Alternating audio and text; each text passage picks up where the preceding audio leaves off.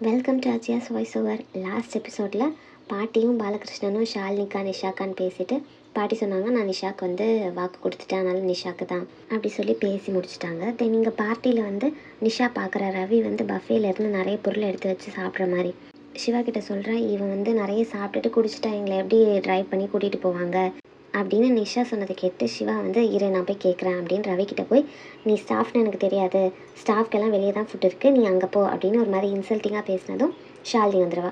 நீ என்ன நினச்சிட்ருக்க உன் மனசில், இவன் ஒன்றும் வேலைக்காரன் இல்லை, இவங்க கூட 12 இயர்ஸாக இருக்கான், இவன் இல்லைன்னா எங்கள் வீட்டில் எதுவுமே நடக்காது, உன்னோட ட்ரேடிங்கெல்லாம் நல்லாவே பண்ணுவான், ஸ்டாக் மார்க்கெட் எல்லாம் அப்படி சொல்லிட்டு நல்லா சிவாவை வந்து திட்டிட்டு அவர் ரவியை கூட்டிகிட்டு போயிடுவான். இந்த மாதிரி இடத்துல நம்ம எதுக்கு இருக்கோம் அப்படின்ற மாதிரி.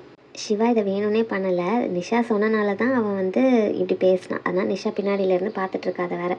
வெளியே ஷாலினி வந்து ரவிக்கிட்ட பேச ட்ரை பண்ணதும் ரவி சொல்கிறான், நீ என்னை சமாதானம்லாம் படுத்த வேண்டாம், இதெல்லாம் என்றைக்கும் நடக்கிறது தான், நாலு திட்டு வாங்கலைன்னா எனக்கு தூக்கமே வராது அப்படின்னு சொல்லி ஜாலியாக அதை விட்டாங்க.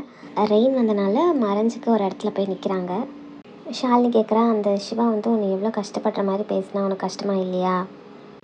அது ஒன்றும் பிரச்சனை இல்லை, அவன் யாரோ தானே, நம்மளுக்கு பிடிச்சவங்க நம்மளுக்கு சொந்தமானவங்க அப்படி கேட்டால் தான் நம்ம கஷ்டப்படணும் அப்படின்னு சொல்லிட்டு டேக் இட் ஈஸியாக விட்டான்.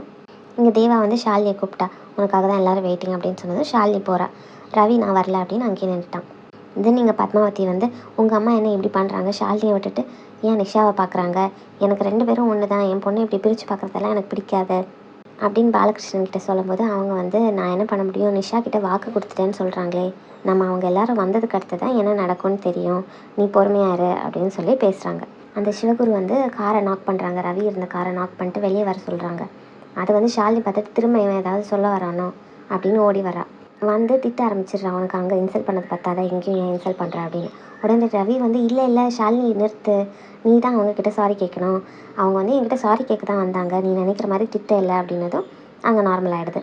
இப்போ இங்கே திரும்ப வந்து பாலகிருஷ்ணன் வந்து பத்மாவதியை சமாதானப்படுத்துறதுக்கு காலெல்லாம் பிடிச்சி அமுக்கி விட்டுட்ருக்காரு. எல்லாரும் பார்ட்டி முடிச்சுட்டு வீட்டுக்கு வந்துட்டாங்க. வீட்டுக்கு வந்ததும் ஃபஸ்ட்டு பாட்டி வந்து என்ன ஆச்சு அப்படின்னு கேட்குறாங்க. பின்னாடியே பத்மாவதியும் வந்து என்ன ஆச்சு சொல்லுங்கள் அப்படின்னு. அப்போ நிஷா சொல்கிறேன், எனக்கு அந்த பார்ட்டி ரொம்ப பிடிச்சிருந்தது, எனக்கு சிவாவை ரொம்ப பிடிக்குது, தேங்க்யூ பாட்டி அப்படின்னதும் ஷாலினியோட அம்மா வந்து ஷாலினிக்கிட்ட, நீ சிவாவை மீட் பண்ணியா, அவனுக்கு பிடிச்சிருக்கா என்ன அப்படின்னு கேட்டதும் எனக்கு அந்த பையனை சுத்தமாக பிடிக்கல, ரொம்ப ரூட் அப்படின்னு சொல்கிறாங்க. ஸோ பத்மாவதி வந்து அதை பாலகிருஷ்ணன்கிட்ட வந்து சொல்கிறாங்க, இப்படி ஷாலினிக்கு பிடிக்கல அவனை, நிஷாக்கான பிடிச்சிருக்கு, ஸோ அவங்களோட இதுவே நம்ம பேசிக்கலாம் அப்படின்னு அவங்க முடிவு பண்ணிட்டாங்க. தென் பாட்டியும் கேட்குறாங்க, சசி வந்து வேவு பார்க்க போனாங்க இல்லை என்ன ஆச்சு அப்படின்னது அவங்க வந்து அவங்க 2 பேரும் சேர்ந்து தான் இருக்காங்க அப்படின்னாங்க. அந்த ஆல்கஹால் ஸ்மெல் வந்ததும் அவங்கள துரத்தி விட்டுருவாங்க, கசின்ஸ் வேறு வந்து மாட்டி விடுவாங்களா. தென் இங்கே சிவாவோட வீட்டில் அவங்க அம்மா அப்பா கேட்குறாங்க, நிஷாவை உனக்கு பிடிச்சிருக்கா, அவங்கக்கிட்ட பேசுவா அப்படின்னு.